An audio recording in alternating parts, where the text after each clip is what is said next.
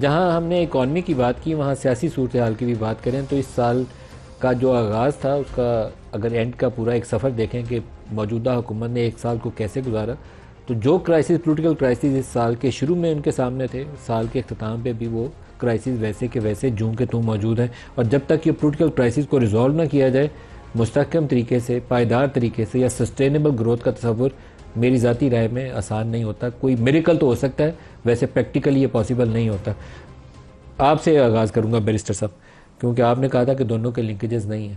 جب آپ نے سسٹینیبل گروتھ لینی ہو نا ایون آپ نے سٹاک مارکیٹ دیکھنی ہو فورن انویسٹمنٹ دیکھنی ہو تو پولیٹیکل اسٹیبلٹی میٹرز اے لاٹ. ہمارے یہاں ایف ڈی آئی نام کی چیز ہی کوئی نہیں ہے. آپ کی ریمیٹنسز نہ ہو تو ہم لائف لائن جو ہے اس وقت ہماری وہ بھی ڈاواڈول ہو کہ ہم سروائیو کیسے کریں گے. انویسٹمنٹ تب تک نہیں آئے گی جب تک پولیٹیکل اسٹیبلٹی نہ ہو. کیا کریں گے اس کے لیے؟ دیکھیں یہ میں نے جو آپ سے بات کی یہ جو میں نے ذکر کیا تھا کہ اس کا میں سمجھتا ہوں کہ ڈائریکٹ نیکسس نہیں ہے اور اس کی وجہ یہ کہ آپ کو کئی ماضی میں جا کے مسالے ملتی ہیں. آپ دیکھیں کہ 2014 ماشاءاللہ سے اس ٹائم اکانومی کتنی فلرش کر رہی تھی, بہتری کی طرف چیزیں جا رہی تھیں. پاکستان جو ہے بالکل اچھے اکنامک فرنٹ پہ اس ٹائم کھڑا تھا لیکن پھر دھرنا ہوا اور دھرنے کے حوالے سے دھرنا تو کب سے شروع ہوا 14-15 بہت اچھی صورتحال تھی لیکن ایک مثال ذہن میں اس مثال کو ذہن میں رکھے گا کہ ہم جب چائنا سے انویسٹمنٹ لیں نا یا کسی دوست سعودی عرب ملک سے لیں یہ جو گورنمنٹ ٹو گورنمنٹ ہمارے ریلیشن ہے یہ اس طرح کی پرائیویٹ انویسٹمنٹ فلوز نہیں ہے. لیکن پرائیویٹ انویسٹمنٹ کے حوالے سے بات کروں نا یہ پرائیویٹ ریکوڈیک کا آپ کو 7-8 ارب ڈالر چاہیے آج آپ نے 10 ارب مائنز ڈالر اینڈ چاہیے. منرلز میں دیکھا کہ ریکوڈیک والا تمام تر جو معاملہ چلے اس کے پولیٹیکل بیک گراؤنڈ میں نہیں جاتا کہ جو کچھ ہوا ان فارن انویسٹرز کے ساتھ.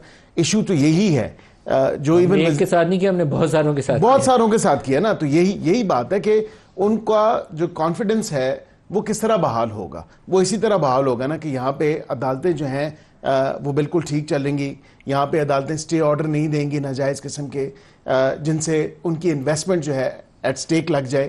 اب آپ نے ملکوں کی بات کی تو آذربائیجان آپ دیکھیں, تاجکستان دیکھیں, جو وزیر اعظم صاحب گئے وہاں پہ $2 بلین انہوں نے ایم او یوز کیے اور وہ ابھی تو بلکہ آذربائیجان کے حوالے سے تو کمیٹی بھی وزیر اعظم صاحب نے تشکیل دے دی ہے اور ڈار صاحب کو ٹاسک کیا ہے اس میں کہ وہ تمام تر چیزیں جو میٹیریلائز کرنی ہے اس میں اس پہ تیزی سے کام شروع کریں. اور یہ خالی ایم او یوز کی بات نہیں ہے جو میٹنگ کریں بالکل, لیکن وہاں سے پرائیویٹ انویسٹرز اور جو بزنس مین کی ڈیلیگیشنز یہاں پہ آپ نے اس لیے بنائی کیونکہ آپ کے جو دوست عرب ملک تھے نا وہ اب آپ ہماری حکومت کے ساتھ بھی ڈیل نہیں تھے کرنے پہ تیار. وہ کہتے تھے روز ایگریمنٹ کرتے ہو روز وعدہ توڑ دیتے ہو. کر کے ہم نے خراب کیا, یہ ریکارڈنگ کر کے ہم نے خراب کیا, آئی پی پیز کر کے ہم نے خراب کیے. کوئی دنیا کی کوئی کچرا کمپنی تھی اس کو ہم نے خراب کیا. کوئی دنیا کی چیز نہیں ہم نے چھوڑی جس کو خراب نہیں کیا.